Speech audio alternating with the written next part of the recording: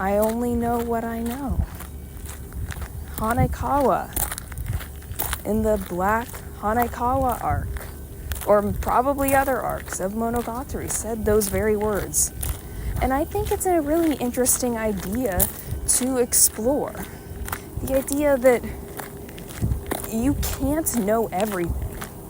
Like, this is a theme that I find very resonant as someone who wanted to learn it all, who actually enjoyed learning in school and liked being knowledgeable to the point where people considered me to be smart, to know things. But we have limited time. We have limited attention. You can't pay attention to everybody. You can't pay attention to every piece of art people you know or follow make. It's such a struggle. I want to show people I care for them by consuming their art, but I can't when I'm not in the mood for it or when I'm not inspired by it. I go through phases. This is how I go through life. I just will get really into a thing and then I'll move on to something else. This summer, was so into Ninjago for a few weeks. Like, it was lit. I loved it so much. I'm so glad I got to talk about that, meet a new friend. Oh goodness, I don't remember their name right now, but they were cool. I want to talk to all those folks again too. Wait, I was talking about things I'm getting into, not the people who are awesome in my life, who I love. I got into Hanako-kun fan fiction this week because I got back into Hanako-kun. The second part of the second season has been airing, and I finally started watching some episodes. I read some of the manga. It's been fun. And then I was like, well, I want more. So I found myself reading fan fiction. Fan fiction is something I can always come back to. It's kind of like a safe space for me. It doesn't matter the fandom, though there's definitely a pattern with, like, certain fandoms. I will simply, for whatever reason, consume a lot more fan fiction in those fandoms. Hanako-kun, Ninjago. Those are the Ranma. Oragairu, sorta kinda. These are the fandoms that I've consumed more fanfiction in than I have in pretty much any other fandom. Because these series resonate with me on a deeper level than a lot of the other things I consume. I think part of it just has to do, like, especially when it comes to Hanako-kun and Ranma. The fact that these series deal with characters who are put in scenarios where they are an outsider, that is something I find so resonant, because my experience in life as an autistic person, as just a freaking weirdo who gets really, really into my hobbies, who is both stereotypically feminine in some ways, but also rejects femininity in other ways, but still can't bother, not that I can't bother, still can't find some other way to express my identity gender-wise other than I do identify with she, her pronouns. Yes, I consider myself more of a person than a woman, but I don't reject the label of woman because it is still me. But when it comes to Hanako-kun and Ranma, these characters, specifically Hanako and Ranma, titular characters. Hanako is a ghost, and when he interacts with Nene and Ko, there's this underlying angst to all of it, where he is somebody out of his time. Like, he's not only is he a ghost, but he died like 50 years ago or something. There's that level of angst that sometimes I identify with this. I feel, well, I was born in the wrong generation. I have nostalgia for these time periods that I wasn't there for, whether it be my parents' childhood or those damn millennials. Thinking, what if I was in their generation? What if I grew up then? What if I grew up before cell phones and internet and all this nonsense? And maybe sometimes I'm a bit of an old soul. I don't know how I feel about that term. It's kind of odd. But it is good, because there are things that are associated with young people that I just flat out don't identify with. I'm not addicted to TikTok. I don't care about Instagram. It's pretty hard for me to get into memes. Like, in some ways, I have more similarities to people who are older. That's a strength. It's something I should lean into.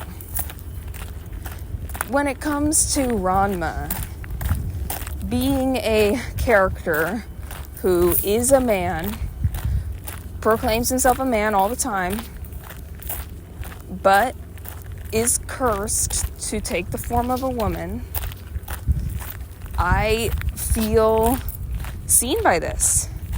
Because, to be completely honest, sometimes that's how I think of myself. I think, well, I identify with these characters who, through the magical transformation genre, began their lives as men and have, for whatever reason, found themselves in a woman's body.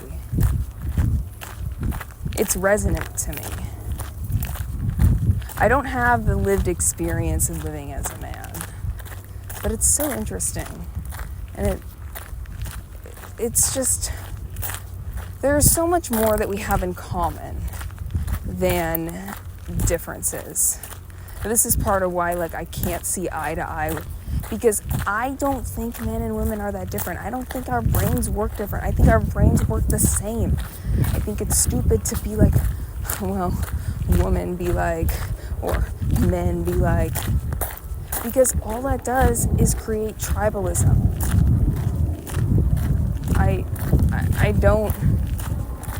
I don't like being sorted into a box that way. Ranma transcends gender. Even if he is a man, he will do things that aren't typically masculine. He will run away and cry. He'll eat a parfait. He'll wear a leotard. But there's that underlying angst as well. The fact that he doesn't want to be having this curse. The other characters in Ranma as well, who have curses, kind of makes their lives difficult. Like, Ranma's got it easy. All he's doing is living his life partially as a woman. Roga has to be a little piglet. Genma has to be a big old panda. Shampoo has to be a cat. These characters got it way worse than Ranma. But Ranma is so self-centered and so selfish that he fails to see that. And that's such an interesting character. This person who's not a good person. You know, Hanako-kun has this as well. he decides, well, I know what's best for Yashiro. Shuts her up in the picture-perfect world. Is ready to give her up when the severance happens. Is willing to sacrifice Aoi because he cares more about Nene's lifespan getting increased than he does about Aoi living. Flaws are what make people beautiful. Jesse Wood. Not those exact words. He didn't say it that way. But it's something that I think he was onto. I think that part of what makes the characters in Evangelion that Jesse was talking about so interesting to explore, especially as an adult, is that they are aware of their problems. They're not doing much to change them, though. Let's talk about Misato. Misato knows she's an alcoholic. She knows she's a slob. She knows she probably is showing a bit too much affection for Shinji. But she lives with it anyways. She has enough confidence in herself that she's okay with it. She's okay with the fact that she might be leading this kid on, or that she lives in a pigsty, so much so that she has a literal penguin show up. That's how messy her room is. What should be in Antarctica is somehow in her room. I need to rewatch Evangelion. I don't have enough to say about it right now. But let's talk about confidence. It's something that I yearn for. Something that I think, well, someday I'll finally be good enough at blank thing. And then I'll be confident. But the thing is, to be competent at something doesn't even give you the respect you want anyways. I always wanted to be recognized for my merit on the track team, in the schools, on panels. But when you boil someone down just based on how good they are at running, or how many questions they can get right on a test, or how many laughs they can elicit during a panel, you are reducing somebody down to just, well, data. You're turning them into something that could be measured and something that could be replaced by AI. It's forgetting the human aspect. The reason that my friends like me is not because I've won the likability Olympics. It's not because I've cracked the code on how to be good, like a nice person. It's not because they really, really respect my running or my comedy. They just respect and like me. It's still something I'm struggling with, to realize, well, people are interested in, because I assume they aren't. I assume they, like my mom, think, well, all of anime is just kids' cartoons. I don't respect it. Don't ever talk about it. I'm not interested. I expect people to not care what I have to say, because people I talk to in college didn't really care what I had to say. It was really easy to fall back on just being a listener.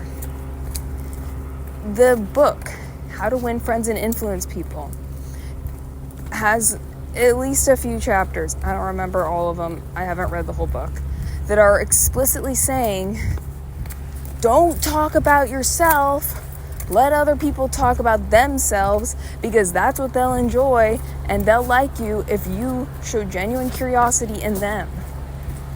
But the thing is, you can't go through life all that way, because people don't necessarily want to talk about themselves ad nauseum. They want to relate to you. They want to know you.